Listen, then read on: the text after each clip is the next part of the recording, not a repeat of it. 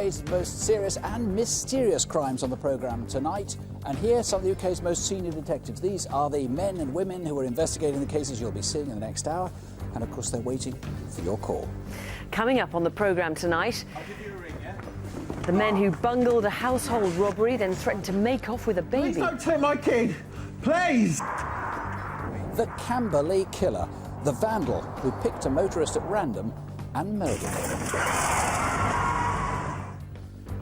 And the historic portrait stolen from a famous castle. We spend a lot of time on Crimewatch being reassuring about crime. It's not as bad as people tend to think.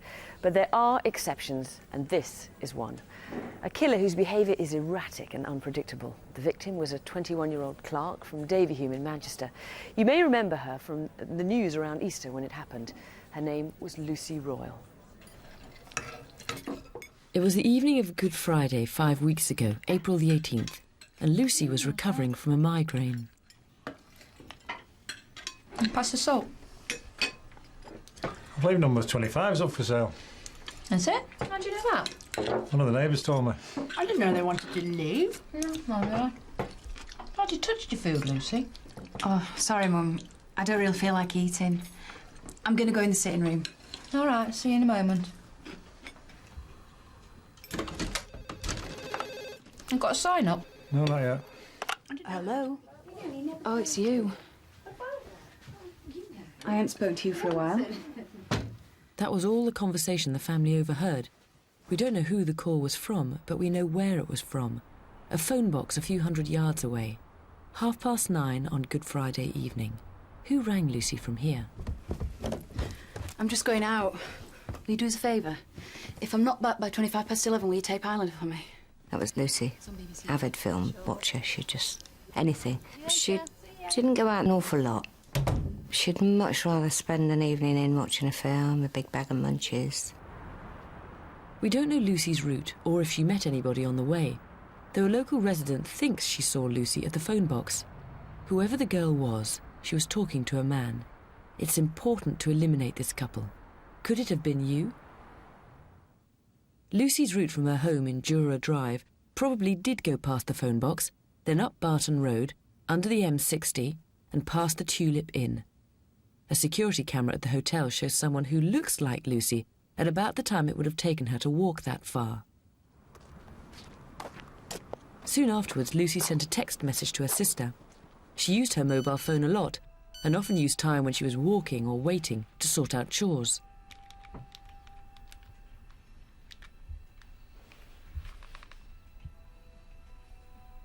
Hi Lucy, it's Amy.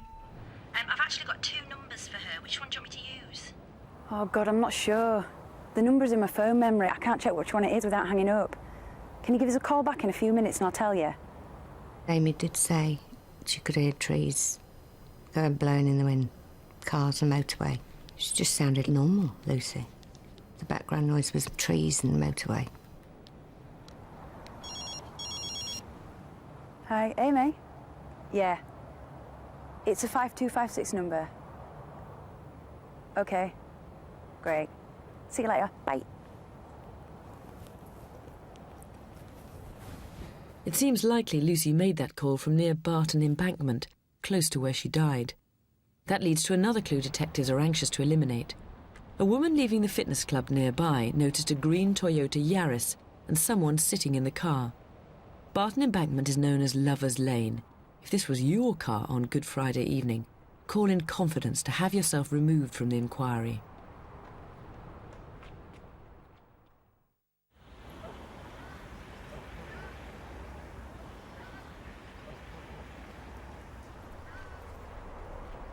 The morning of the Saturday, and we're wondering where Lucy is.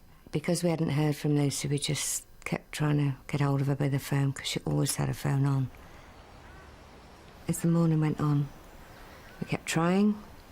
Same thing. No answer. Well, she never has it switched off. I know. We tried phoning again, and her phone just wasn't on. Same thing. Maybe she's gone somewhere. She wouldn't go anywhere without her phone. Maybe we should ring one of her friends. It's broken, maybe that's it. And we just kept trying, phoning friends, see if she was there. No one had heard anything. So we gradually, through the morning, 11:30, 12 o'clock, we were getting to worry. It was forever. It was such a long time. Lucy had been killed where she was found, fully clothed, but with her head smashed in and 18 stab wounds to her body. A young girl and her life sort of taken away, just snapped away like that. They shouldn't be allowed. They shouldn't. Why should they do stuff like that? Really, I can't do anything else for Lucy. I can only ask if there is anyone out there that knows anything. They might have some information. The effects it's had on this family is total devastation. Can't understand why. Just can't. Well, this is Detective Superintendent Peter Minshall of Greater Manchester Police. Now, Peter, we're not going to go into the details, but the way she was killed was particularly violent, wasn't it? That's right. This really is one of the most horrific murders which I've ever investigated, a really awful crime. Lucy was only 21 and really her family are absolutely devastated. Now, if anyone has suspicions about who did this, or maybe protecting someone, perhaps with a kind of slightly misplaced sense of loyalty, what would you say to them? Well, look, we understand about loyalty up to a point, and we can accept that people may cover up for somebody up to a point, and it's the information that's important to us. So if somebody wants to come forward tonight or the next couple of days, we can accept that. It's the information that we do want. But if it's the case that somebody carries on and continues to cover up for somebody else, then they themselves will face quite serious charges. So let's be clear, if someone comes forward now or in the next few days and has suspicions about someone but hasn't come forward up to this point, they'll be treated sympathetically by you? Of course they will, yes. It's their information that's important to us. That's what's really, really important to us. OK. Now, would the killer have had blood on his or her hands, on clothing, that kind of thing? That may be the case, and clearly somebody may have seen somebody else in that state, in that condition. Or it may be that they're just somebody they know has been acting really, really differently since Good Friday. And what about a motive for this attack? We're not exactly clear what the motive may be. What we do know is that Lucy's rucksack and her pink phone are still missing. Well, let's show them here. Need to find because this rucksack is identical to the one she was wearing, and this is still missing. Let me just show you the phone here. It's a little pink phone. It's got "Scrumptious Bum" written on it and a little picture on the back here. So these you still want to find. Now, we showed some people there in the reconstruction that you want to talk to. In particular, there's that couple who were by the phone box, and there was a red car by the phone box.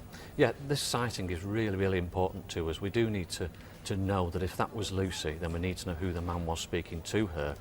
And equally, just as importantly, if it wasn't Lucy, then we need to know who those two people were. And also, was the car connected to the people at the phone box?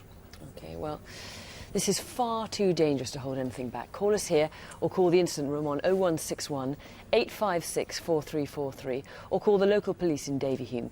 You can also contact us by email through our website www.bbc.co.uk/crime.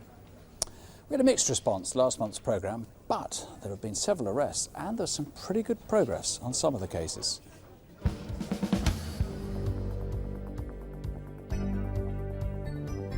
First, an arrest made independently of Crimewatch. We reconstructed 3 sex attacks in Essex which prompted 120 calls. But police inquiries that were already underway came up with a suspect who's now been charged with 2 of the offences. Last month we showed a theft at a jeweller's shop in Bristol. A Crimewatch viewer thought he recognised the thief and went and told him so. The man then went to the police and turned himself in and has been charged with the offence. We were pretty sure of progress while we were on the air on one case. Laura Kelly Austin was wanted by Port of Dover police investigating a series of credit card transactions. Very exciting information. I can't tell you more. I hate it when we have to say that, but I can't tell you more for fear of jeopardising the operation. But if this information is genuine, it will lead straight to her. And it did. One caller gave her phone number, another her address, and she was arrested and brought to Dover, where she's been charged with a conspiracy offence. In East Yorkshire, a student had been badly injured, and detectives hoped Thomas Lowther would help with their inquiries. After our appeal, he contacted his solicitor in Hull and agreed to meet the police, but he didn't turn up. Where is he now? One of our appeals led to a chase through the streets of South London. Anthony Cheek is very tall, 6'7", and was sought after rape and indecent assaults on 2 young brothers. Several viewers rang to try to help, but Anthony Cheek went on the run. Though a helicopter was brought in and he crashed his moped, he managed to get away. But police found several wigs in his wrecked moped, so maybe he doesn't look quite like this. Where is he tonight?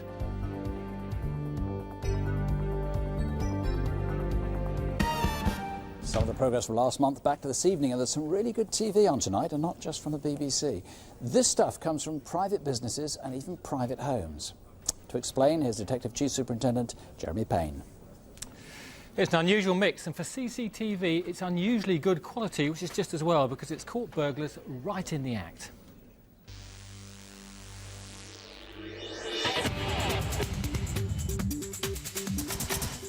You'd expect good camera work from a broadcasting company, and sure enough, these pictures are pretty clear. 3 men broke into this video hire facility in Aldershot. But the firm, who are experts on camera equipment, had installed high-tech security video and captured their every move. The men took £70,000 worth of cameras and computer equipment. If any of these 3 look familiar to you, tell us who they are. More excellent camera work, this time from a house in West Sussex, which has also installed private security surveillance. The first clue is this champagne-coloured Vauxhall Senator, which pulls up outside the house. 2 people get out and take a look around. Then the oldest scales up to the first floor, where he uses a screwdriver to break in through the window.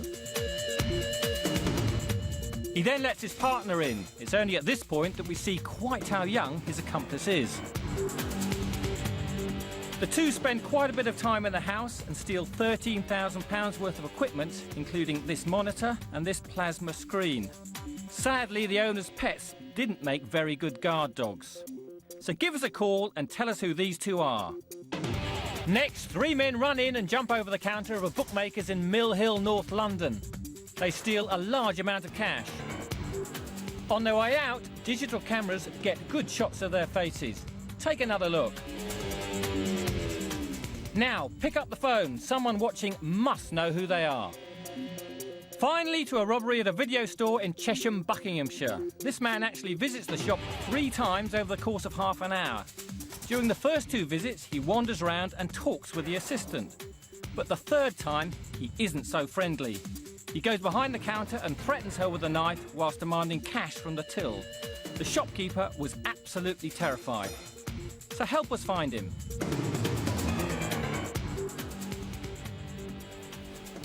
Call us here in the studio, 0500 600 600. Now, frankly, there's not much to appeal on in our next case. But what happened 3 months ago at a home in East London is so outrageous. We hope that the 2 robbers are going to be shopped by their relatives and friends. Their actions included threats to take a baby. I was looking at buying a new car. Fortunate enough, just sold a house. So I rang up the bank to order some money, and I actually picked the money up on the Monday. So looked at the car, decided I didn't really need the car, decided not to go and buy it. And money wasn't in the house, it was up actually in the office at work. Oh, it's coming. It's a-coming. It's a-coming. Ooh. Sorry, I'm a bit late. It was just another normal day, really. We would have got home about 6-ish, 6:15, depending on the traffic that night. Our young son, he was 16 months old at the time. Oh, good. Well done. Oh, he's absolutely brilliant. He's a lovely little boy. You know, couldn't wish for a better son, really. Particularly the Rhineland. All right, Billy. How's it going? Come in. My friend rang me up and told me that his daughter was going dancing that night and can he come round and have a cup of tea because he's got an hour to burn, so to speak. And I said, yeah, fine, come round. He come round about sort of 8:30ish, just before 8:30. I sit there, I just feel so out of place, you know, I think, oh, I think you look good in a tutu. No. Listen, do you want to meet up tonight? Yeah, why not? Let's meet up for a coffee or something before, get a bite to eat maybe, and Yeah, sure. chill out with a chat. Yeah, all right, Good mate. stuff. Listen, I better go. Okay, I'll go mate. and get her. No problem. Right, Billy, I'll see you tomorrow. Yeah, mate, I'll see you later, yeah? Okay. Hey, don't forget, I'll give you a ring, yeah? Behave, son. Shoot up. Get in. I'm convinced that I've been either set up for this or someone's been watching me. I don't think things like this just happen to people. Get in!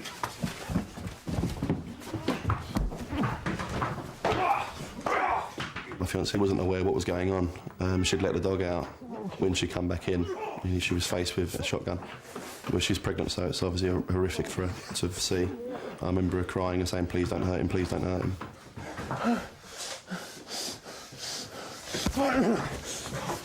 Down! I've never seen a gun before, so it was quite scary. I mean, when you see someone with a gun, and I initially thought that they were going to kill us. By that time, I'd been punched about 10 times in the face, nose was bleeding, all the blood was coming down my face. I was hit the most, Billy was hit as well and kicked and punched as well. But it was definitely aimed at me. I had a footprint on my head and burn marks around my wrist as well from where we were tied up. Get up. You're in the kitchen. This is out of order. Your liberty takes... There's a baby in the house. Shut up! We were the first to get it. Whatever someone's paying you to do this, I'll pay you double. Where's the money? Tell us where it is. We're going to shoot the three of you. There's no money in the house. Please, she's pregnant. There's a baby in the house. Where's the money? You know, they were convinced there was some money there, and I was just trying to do anything to get them out of the house. There ain't any money here. You can take my cards. I'll give you the numbers. You can take the car. They're no good to us. I'm not going to lie to you. You got a gun in my head. Get up. We came 600 miles to do this. The guy with the blue eyes called the other guy Jimmy. I'm not sure if that was a generic term for a Scottish guy or that was his name, but you know, he was trying to talk with a Scottish accent at that time, but he dropped from accent to accent. They took my fiancée upstairs, and at that point in my mind, I was convinced that they were going to rape her, and I just really wanted to get free and just do something about it. And they made a show the guy around the house, and they completely trashed the house. They even took the bottoms out of wardrobe cupboards, and they brought her back down again after. Kneel down. Where's the money? Take a ring. You'll get at least 8 grand for it. It's worth 4 times that. Jimmy, go get the kid. He won't tell us where the money is. We'll take the kid. Don't be stupid. You got a gun to my head. There's no money here. Please don't take my kid. Please. But at that point, he started to walk upstairs and went into my son's bedroom. And, you know, I was convinced they were going to take him. And at that point, when they threatened to kidnap his son, I sort of almost broke down.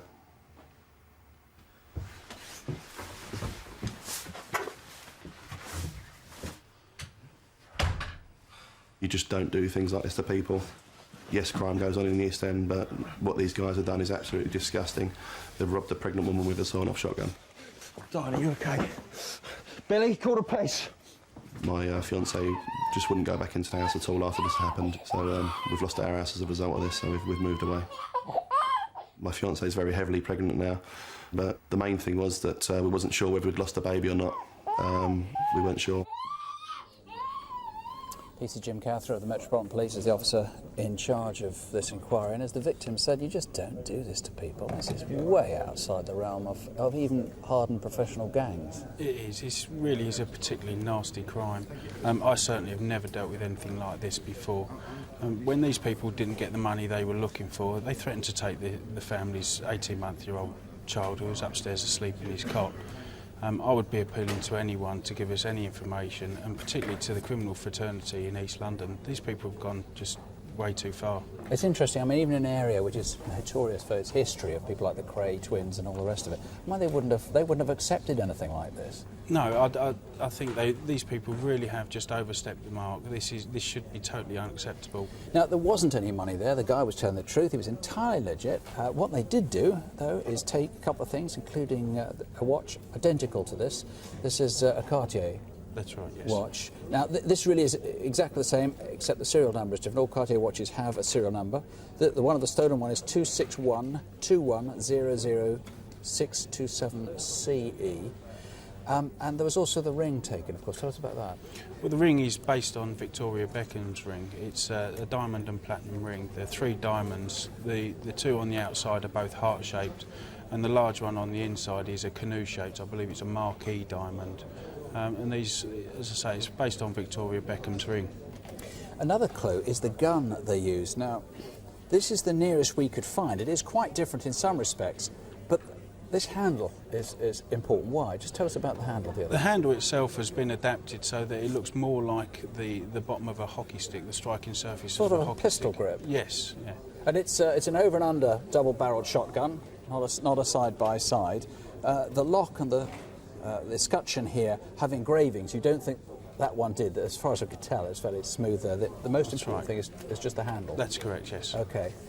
Well, there is a substantial reward. There's £10,000 that's been put up just because this crime is so particularly horrible for anybody who has information leading to a conviction. There's honour among thieves, but there's no honour covering up for these two. Tell us who they are. You can free call us here in the studio, 0500 600 600. Now, Henry VIII, as every school child knows, had 6 wives and managed to lose some of them in ways that nowadays might have had him up on Crimewatch. And poor Anne Boleyn, here she is, for example, was beheaded. Almost 500 years later, she suffered another crime, though not quite so grisly. Her old home in Kent, Hever Castle, has been burgled. 5 miniature portraits were stolen, and tonight the people in charge of Hever Castle and the police want your help to find them. This is Robert Pullen from Hever Castle and DS Paul Cordier from Kent Police, who's in charge of the investigation. Now, Robert, we've got some other beautiful miniatures here that you brought along, but tell us about the miniatures that were stolen. Well, Fiona, there were 2 Mary Queen of Scots miniatures. One was only 1 inch high, a beautiful heart-shaped locket of rock crystal mounted with diamonds and silver. And it was dated 19th of August 1561, the day of her landing at Leith. The other one was 1 3/4 inches high. It had an inscription, Maria Stuart I 1587, set in a gilt metal frame with pierced cresting. And these were very important pieces. We then, in fact, had the largest one stolen was the Anne of Austria, wife of Louis XIII, 4.5 inches in diameter. But the one we're most upset to have lost was the miniature of Thomas Cromwell, Earl of Essex. This was actually painted by the studio of Hans Holbein and dated 1535, so you can understand it was a very historic piece. And there was one other one, wasn't it? Queen Mary I? Yes, Queen Mary I. It was actually, she was of course the daughter of Henry VIII and Catherine of Aragon. It was after Lucas de Here and 17th century. How much would they be worth, these miniatures? Well, I think for us, Fiona, it isn't really the value of them. It was actually the fact that they were part of a very important collection of Tudor and Stuart portraiture we've been putting together at the castle, and over 200,000 visitors a year have had the opportunity to get very close to them and to study them. I'm afraid that's now lost and gone. So, Paul, how did they manage to take these miniatures? Well, Fiona, they came on a wet, rainy day when the attendance at the castle would have been lower than would normally be expected. They've got into the Anne Boleyn bedroom where they were on display in a glass case, this one here. Yes, this is the exact case, wasn't it? Where that is the one, yes. They've waited till the room was empty. They've forced the back open by forcing the lock, reached in and taken the 5 paintings, which are very small and easily hidden. Any clues as to who did it? The main clue we've got was a red Fiat Cinquecento, which was seen in the car park by the attendant there. It was driven by a white male, 19 to 20 years, with fair hair. It had faded red paint. The driver of it was only there for about half an hour, not a very long time in terms of visiting the castle. Now, what are they going to do with miniatures? I mean, whoever's taken these 5 miniatures, where are they going to sell them on to? Well, it's hard to imagine where they would sell them in this country, and that's one of the reasons we're here tonight, is to try and raise the profile so they can't be sold. They could have been stolen to order for a private collector. Our worst fear would be that they've been taken abroad and sold over there. We're hoping that they're still in the country and that whoever's got them will realise they're too hot to sell and will let us know where they are. They can then be returned to Hever Castle in pride of place. Well, we're looking for the miniatures. Have you seen them anywhere? And we want leads to who may have stolen them. It was an audacious crime in broad daylight as visitors milled around the castle. Somebody must have seen something suspicious, or someone may know about that red Fiat 500. Call us here or the instant room on 01892 502 104. It could take months or years before we can really tell you what happens on Crimewatch cases. The investigations can take ages and the courts are often even slower. But here's how viewers helped solve a crime after a reconstruction we showed 2 years ago.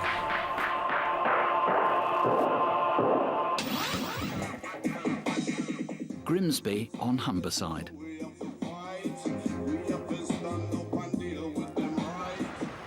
his way home from a party, James Donson was hit over the head and mugged. I've just been jumped by some guy with a bit of wood. His stepdad and his brother came to pick him up. Do you want to go to the hospital? No. If it's still bad tomorrow, then I'll go to the doctors. James's skull had been fractured. But it wasn't till the next afternoon, when his family came home, that anyone realised how serious the injury had been. Where's James? He's upstairs. Donny? Donny? Donny? Donny? Donny? Donny? Donny? Donny? Donny? It became a full-scale murder hunt from that day onwards. That was a large-scale inquiry for Humberside Police involving upwards of 30 officers full-time. It was an unusual case in that James did die for only £7 being taken from him, and that was a factor which enabled us to appeal to members of the public. 6 months after James died, Humberside Police came to Crimewatch. Head injuries are serious. Most people don't recognise just how serious they are. Even now, I wish that I'd taken him to hospital, and I felt terrible since he's died because as his mum, I should have done. I should have done that. The tragedy is that James insisted repeatedly he was fine and that he wasn't badly hurt. Let's find who killed him tonight. We had only 8 calls on the appeal, but one anonymous viewer changed the course of the inquiry. She named the killer and was convincing. She said he was a friend of her son's. Well, we did know the name of Paul Dean. He had featured in the inquiry as somebody who had been mentioned.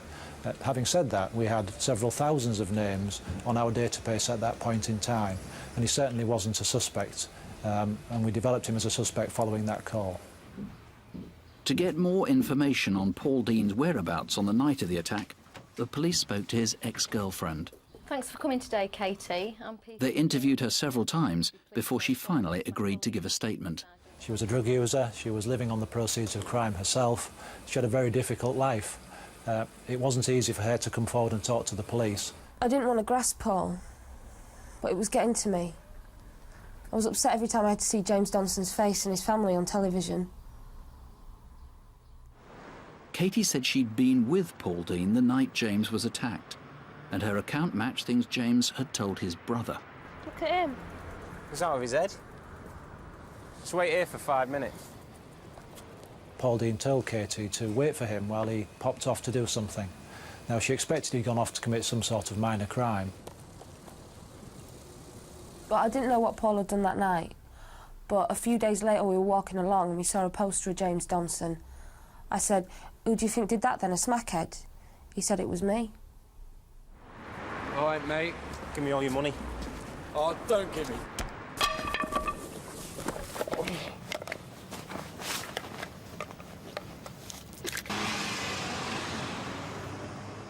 You took it like a man. Would have given you the money if you'd asked. I know you're on smack.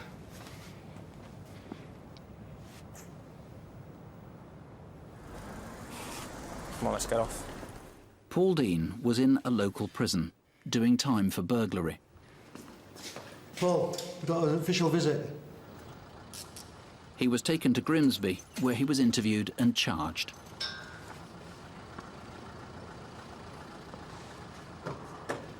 Quite a number of associates of Paul Dean's involved in minor crime themselves did come forward to help this inquiry. And that might seem surprising, but there comes a point, really, when an offence is of such a serious nature that almost anybody's willing to help. Because of other charges pending, we couldn't report this until now, but in December, Paul Dean was found guilty of manslaughter and robbery and was sentenced to 9 years. Can we get results like that this evening to see how calls are progressing tonight? Detective Chief Superintendent Jeremy Payne is over at the intake desk with DS Jackie Haynes. Well, here we are taking all the calls and having a look through to see what's useful. I found one particularly interesting call about the Lucy Royal murder. It comes from somebody who's really plucked up all their courage and told us about a conversation they overheard not long after the murder, which builds up a really interesting picture of her background, which is so important. And I've worked on a number of these type of inquiries. It's so important to know everything about the victim, as inevitably that's what leads you to finding that murderer. So thank you for that caller coming in. Jeremy, what have you been finding? Well, I've been going round and the phones have absolutely been red hot on the CCTV cases because the pictures have been so good. Now, we have several suggestions on the West Sussex burglary. And I've just been speaking to the officers and they'll be checking their intelligence databases and they'll be paying these people a visit. Now, the studio number is on the screen, and if you're watching on digital satellite TV, you can email us directly through your remote control. Just press the red button on your handset and choose Crimewatch. Coming up, dog napping in Hertfordshire, the Irishman who tried to steal a British bulldog. Give me your dog, you bitch. And this is a special month and it is a special night to help find missing people. Most crimes have a motive. This next one is just senseless. So senseless it made quite a splash in the news when it happened 2 months back. But it's still unsolved. The victim's widow is counting on you tonight. Mickey Little was a lorry driver from Essex. There were 400 mourners at Mickey's funeral. He'd driven for Ford for over a quarter of a century. He was universally popular with his colleagues and had been with his partner, Sue, for 16 years. Mike and I were inseparable. We were always together. When we used to walk down the road, people used to say that they remember us walking down the road hand in hand, because that was how we were. I'd pick Mike up in the afternoon and he came out with me to do a last few deliveries on my job, and we went back to the house and he didn't have a lot of time to get ready for work. Sorry, love, I didn't have time to make you any sandwiches. Don't worry, this'll do. I'll get something else at work. He enjoyed life to the full, really. He loved his job. He loved driving. He loved being behind the wheel of his lorry. Love you, take care. Yeah, you too. See you in the morning.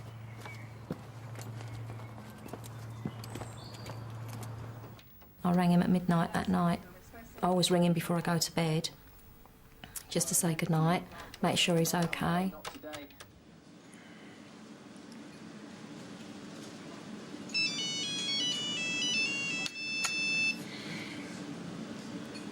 Roger. Hi. Where are you? Fleet services. I'll be back about 7 o'clock in the morning. Yeah, okay. You take care. Yeah, I will. Love you. Love you too. Bye.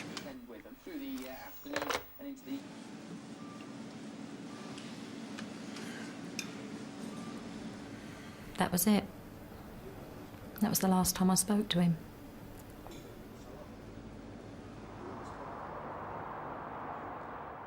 Mick had already driven from Dagenham to Southampton, and on his way back on the M3 had stopped off for his rest break at the motorway services just south of Camberley in Surrey.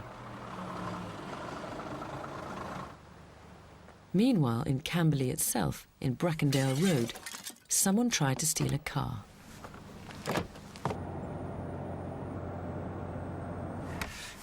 The would-be thief bungled an attempt to hotwire the Renault Clio and cut himself on broken glass. The blood has yielded DNA evidence. Further down Brackendale Road, sometime later, but before midnight, someone took bricks from a building site. At the end of Brackendale Road is a footbridge crossing the M3.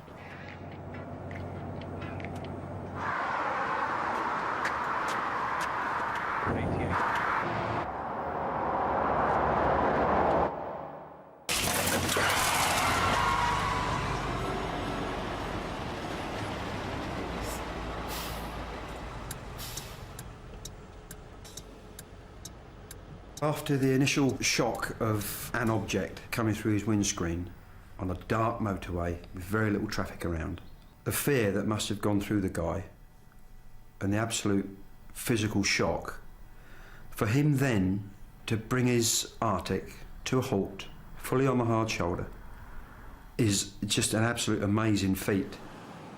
It was over 3 hours before he was discovered. We pulled up behind Mickey's lorry, and I got out, went up to the passenger door of the lorry. Could see the driver was sort of slumped over to his left. My first thoughts were that he was having a quick nap. So I banged on the door, got no response, went round to the driver's door, and really from that point, when I had a really close look at Mickey, I could see that something was drastically wrong.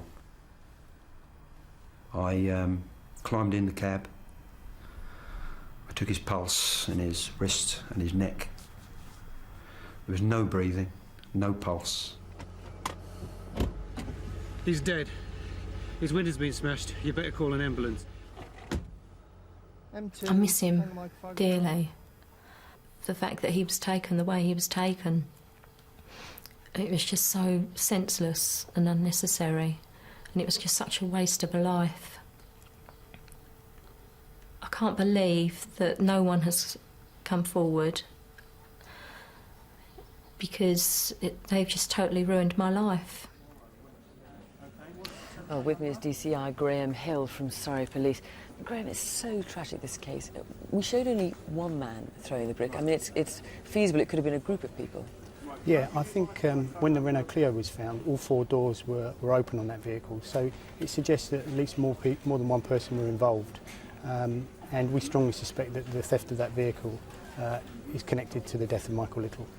Now, you're bound to find the people who tried to steal that car in time, and we showed someone tried to hotwire and got blood on their hands, and you've got DNA from that car, so you're going to get there in the end, don't you?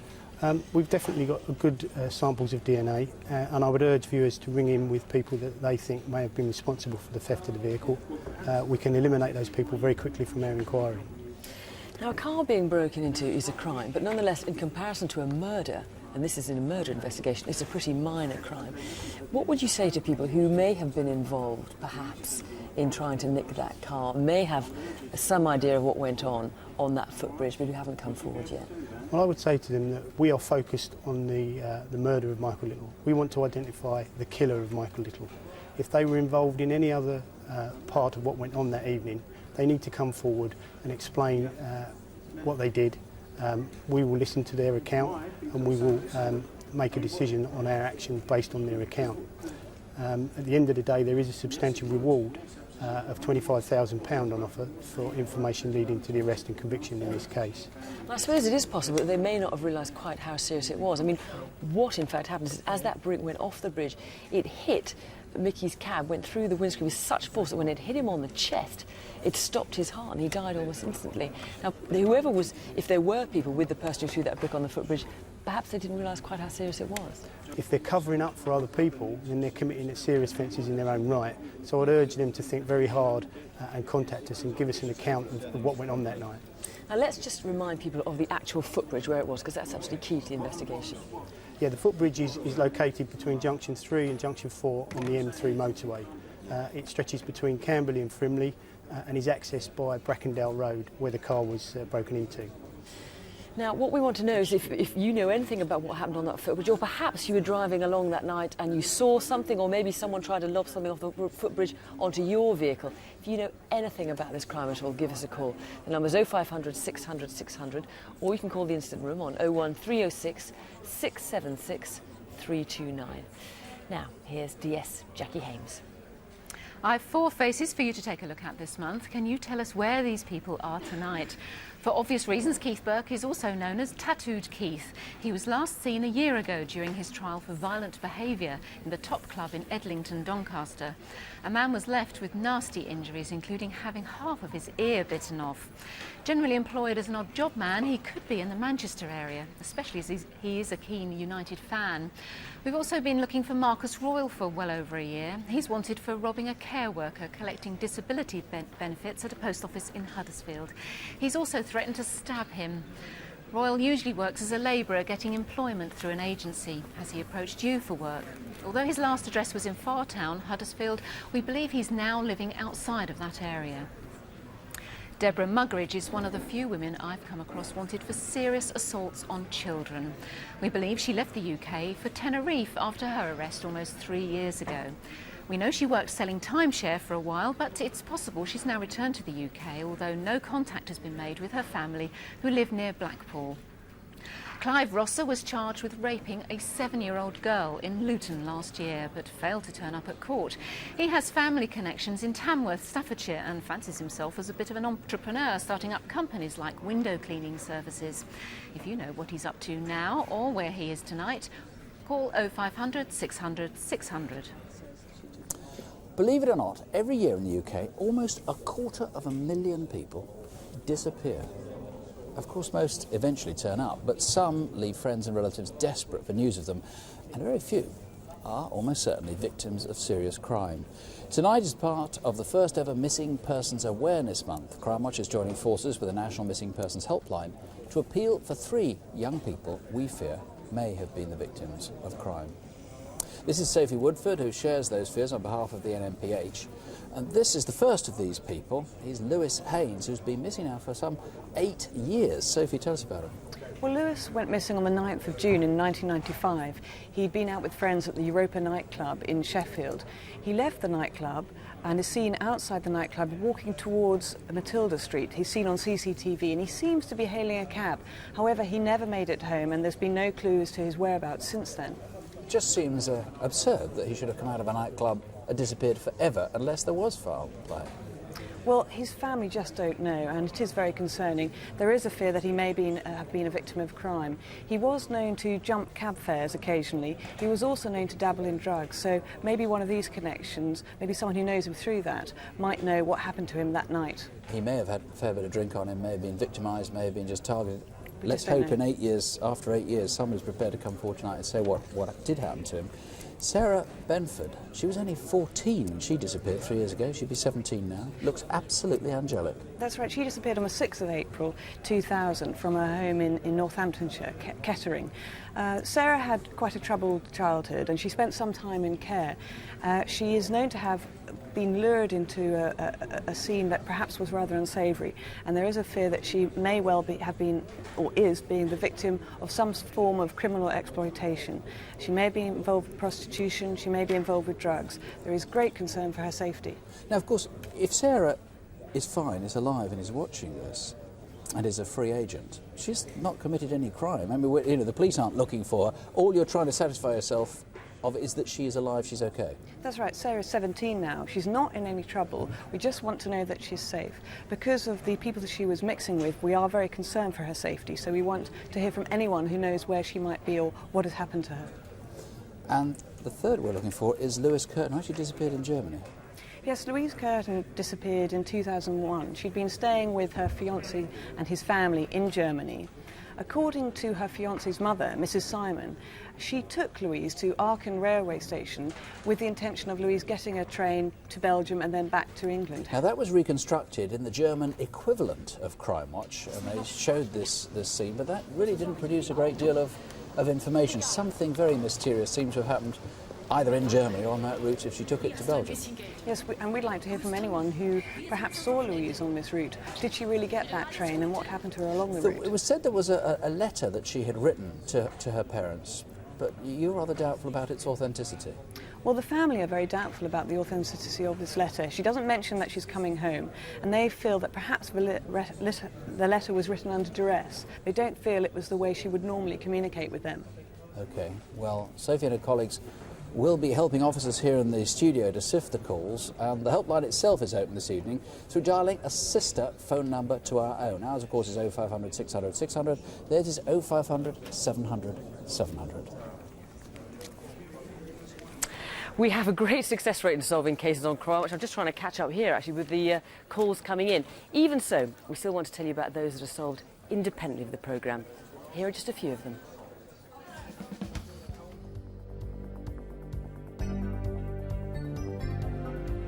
This is Parvez Khan.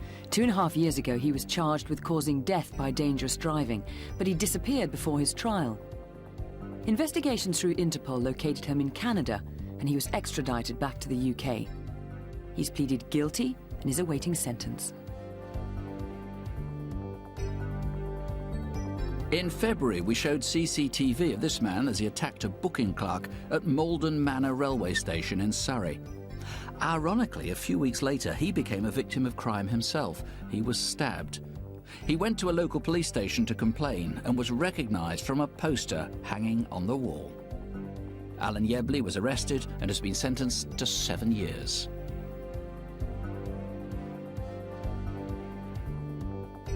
Patrick Porter from Bootle. We showed his picture on Crimewatch last June.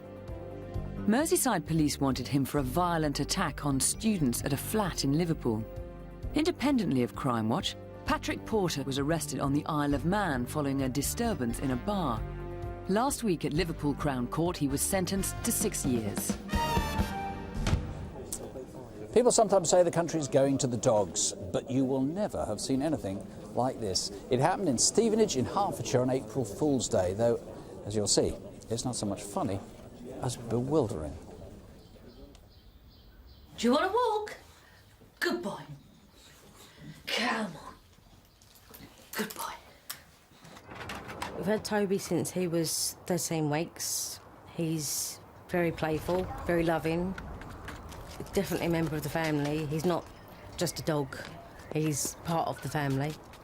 Toby is a pedigree British bulldog, and every day Ros takes him for a walk in Pear Tree Park in Sheppel. Got to the entrance of the park, checked to see if there was anyone in the park so I could let Toby off his lead. And there was no one around, so I let him off so he can have some exercise. Toby was chipped. By that it means he's got a microchip in his neck, which if he ever went missing, the vets have his details on it and they just scan his body and the details come up of who the owner is. Ros chatted to another local resident and had to put Toby back on the lead when they parted because he wanted to follow the pushchair. Only when she was alone in the park did she let him loose again. This Irish chap, very strong Irish accent, I'd say early 40s, came up to me and started talking, saying what a lovely dog I had. Lovely dog. Where'd you get him from? What's his name? Toby. Toby, come here, boy. Toby, come here. Give me your dog. Just his facial expression changed completely from being a pleasant person to I will have it and you will give me like the dog. Apart from the strong Irish accent, Ros recalls the man was 5'10" and medium build, with mousy hair and dark eyes. His lower cheeks were pockmarked. It's not worth it, he's chipped. You bitch. Toby, home! The two men ran towards the Ridings car park near Pear Tree Park Pavilion. Ros, shocked and terrified, ran home, unaware that the blade of a craft knife was embedded in her abdomen. And when I got to the door, I've obviously felt that I'm at my own sort of surroundings and the adrenaline's starting to wear off and I felt pain in my stomach and I've looked down and there's like blood coming down.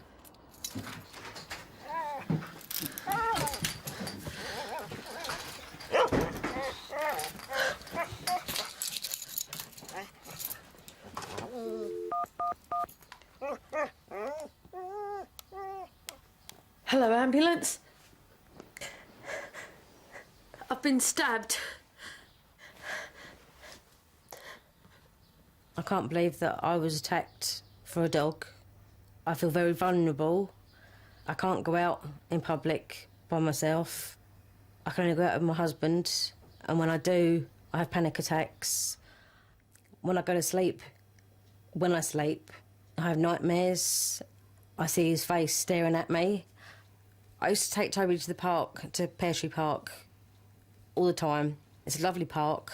I'm too scared to go back there. I haven't been back there since the event, and I don't think I will. Have you got a home number then? This appeal is really very focused. No missing dogs, please. The detectives here from Hertfordshire just want tip-offs on those two men who were in Stevenage 2 months ago and who fit the description of the knife man and his accomplice. Now, if you know anyone who looks like Eddie Fit, has a strong Irish accent, does he have pockmarked skin? Could he have been in Stevenage 2 months ago? If so, give us a call, 0500 600 600 or 01 438 757 677. Now, before we go tonight, let me tell you a little bit about the calls that have been coming in. The murder of Mickey Little. Do you remember he was a lorry driver driving along the M3? Someone fatally lobbed a brick through his windscreen. We've had some very good information. It's just come in. I was just reading it just there from a security officer. We'll be following that up.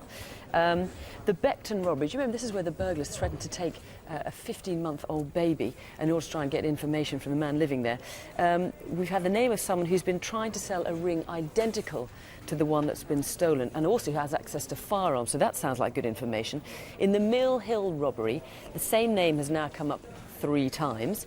The CCTV of the West Sussex residential burglars, remember we showed you that earlier on. It looks like we've got a car registration of the burglars, so that's looking very promising. The missing people that we showed earlier on, we've got quite a few names coming, quite a few locations as to where these people might have been seen. I don't want to be falsely optimistic, but I've just had several calls on Sarah Benford, and that really does look, it's beginning to look really hopeful. So all the information we've got coming in is looking extremely useful. All the numbers are on CFAX on page 621 if you still want to ring us. Our lines are still open though. And don't forget you can see a reminder of some of tonight's cases plus crime prevention advice and a great deal more on our website. That's at bbc.co.uk/crimewatch. And if you've been a victim of crime, want to talk to somebody, the victim support line is on 0845 30 30 900. And our phone lines are open until midnight tonight, and again this Thursday and Friday from 7:30 in the morning until midnight. We'll be back with the Crime Watch update after the news. I would be doing that, except I'm here, so I can't be doing that this evening. If updates after your bedtime don't have nightmares, do sleep well. Good night. Good night.